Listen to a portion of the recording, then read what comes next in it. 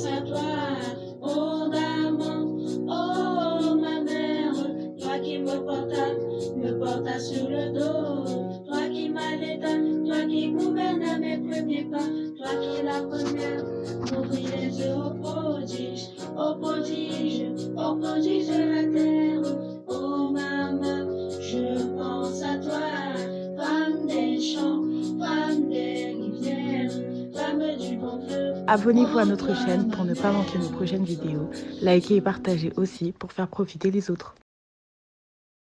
C'est pour moi un plaisir en plus de vous recevoir aujourd'hui dans le boudoir, où nous allons parler de nos problèmes et défis dont nous faisons face, nous, femmes africaines de par le monde. Nous allons parler de nos enfants, de nos familles, de notre communauté, de l'Afrique en général. Le sujet de débat d'aujourd'hui est l'argent. Nous allons d'abord définir ce que c'est que l'argent. Pas l'argent en tant que métal. L'argent dont nous parlons ici est défini tout simplement comme un instrument de paiement accepté par tous pour payer ce dont nous avons besoin. C'est donc un moyen d'échange. L'argent est-il important dans notre vie? Je dirais oui. Car il représente ce avec quoi on peut échanger pour se procurer ce dont on a besoin. Je pense par exemple à la nourriture, le logement, les soins médicaux, bref, tous ces besoins de première nécessité sans lesquels on ne peut pas vivre.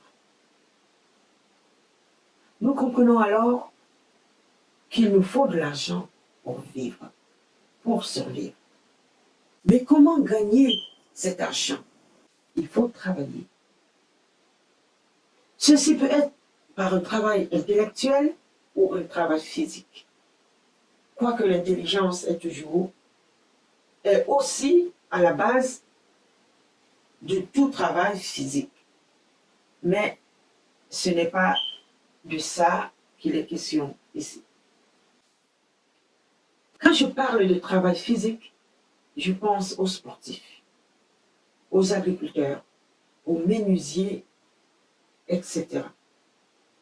Et quand je parle du travail intellectuel, je fais référence à tous ceux qui utilisent leur système cérébral pour produire un résultat. Et dans les deux cas, le résultat obtenu est généralement échangeable contre de l'argent. Seulement, l'argent n'est plus un moyen. Ce n'est plus ce moyen d'échange-là qui nous permet de nous procurer le nécessaire dans notre vie. Mais c'est plutôt vu de nos jours comme un signe de richesse, de supériorité, un instrument de domination. De nos jours, entendez-vous quelqu'un dire « je veux gagner de l'argent pour vivre », c'est-à-dire subvenir à mes besoins, ou pour aider les autres? Non. Généralement, de nos jours, quand on veut gagner de l'argent, c'est pour se procurer ces objets qui vous positionnent au-dessus de tous. Ainsi, les gens achètent des voitures à n'en plus compter. Les plus belles voitures, attention, pour ne pas dire les plus chères, car l'argent est devenu l'unité de mesure de la beauté de la chose, de la puissance de la chose. Plus c'est cher, plus c'est beau. Ainsi, tu entends les gens dire, tel a acheté une voiture à 200 millions. Elle est très belle. Elle est waouh. Ou dans l'autre sens, sa voiture est belle. Quelqu'un va répliquer, ah ben oui, elle a coûté 200 millions. Si ta voiture a coûté 2000 francs, Qui te calcule? Comme on dit dans notre langage courant. Personne. On va même se moquer de toi. Et pourtant, les deux rendent le même service, ni plus ni moins.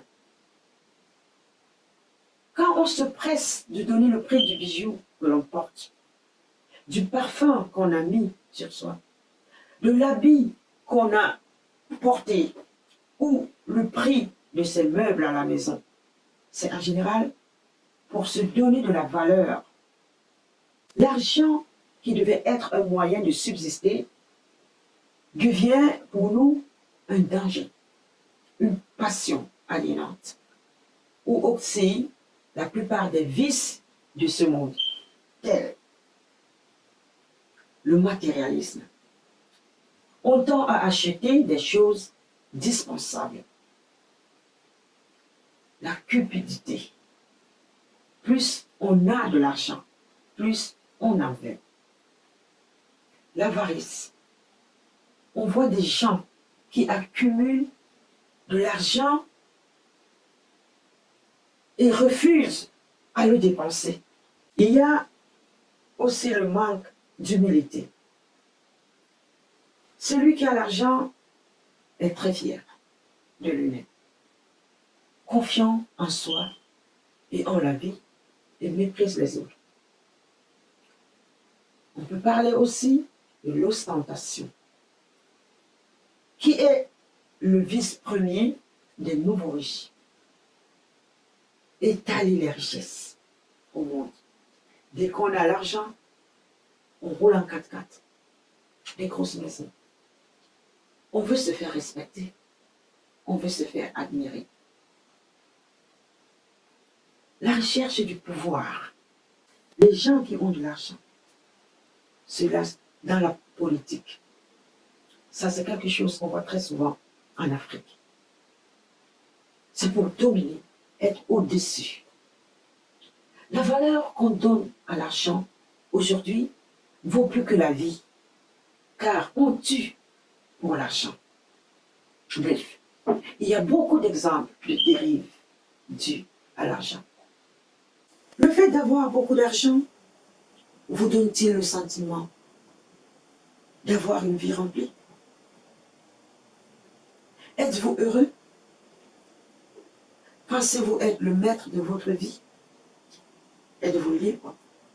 Donnez-vous aux pauvres pour l'aider ou pour vous valoriser? Il est évident que le monde actuel est construit de telle sorte que la vie sans argent serait malheureusement impossible. La vie de gagner de l'argent n'est pas une mauvaise chose, comme je l'ai dit tantôt. Tout le monde doit aspirer à gagner de l'argent pour vivre, mais ceci doit se faire dans l'honnêteté, s'appuyer sur les principes moraux. Gagner de l'argent par les moyens tels que le vol, la tricherie, l'arnaque, l'usurpation, le mensonge, et j'en passe, est condamnable. Et par les hommes et par Dieu. Apprenons à nos enfants l'importance de l'argent dans notre vie et comment le gagner de façon honnête. Et toutefois, s'ils réussissent à en posséder beaucoup, de ne pas en faire leur maître, mais leur serviteur. Car le contraire les déshumanisera, ce qui sera un très grand danger, et pour eux, et pour la communauté tout entière. Mais afin de le dire à nos enfants, disons-le à nous-mêmes. Un lépreux ne peut pas prétendre guérir un autre lépreux, ou alors guérir la lèpre, s'il est toujours rongé par la maladie. Je terminerai par cette phrase de Rousseau, qui dit, et je cite, « L'argent que l'on possède est l'instrument de la liberté. L'argent qu'on pourchasse est l'instrument de la servitude. » Je vous remercie. Flamme du bon feu,